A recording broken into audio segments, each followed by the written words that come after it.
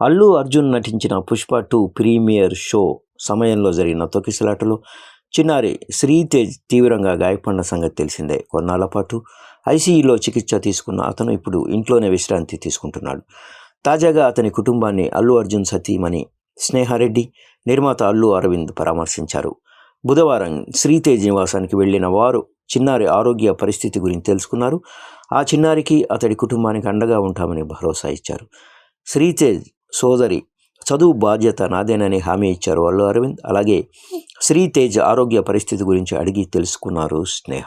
Pushpa 2 premier సమయంలో సంధ్యా theatre వద్ద జరిగిన తొక్కిసలాటలో శ్రీతేజ్ తల్లి రేవతి మరణించగా తీవ్ర గాయాలతో అపస్మారక స్థితిలోకి వెళ్ళాడు శ్రీతేజ్. ఆసుపత్రిలో కొన్ని నెలల పాటు కోమాలో ఉండిపోయాడు. ఆ సమయంలో తమ కుటుంబానికి అండగా ఉంటామని భరోసా ఇచ్చారు అల్లు అర్జున్. శ్రీతేజ్ చికిత్సకు సంబంధించిన ఖర్చులతో పాటు అతడి కుటుంబానికి సైతం అండగా ఉంటామని అన్నారు. ఇప్పటికే ఆ చిన్నారి పేరు మీద 2 కోట్లు ఫిక్స్డ్ డిపాజిట్ చేశారు.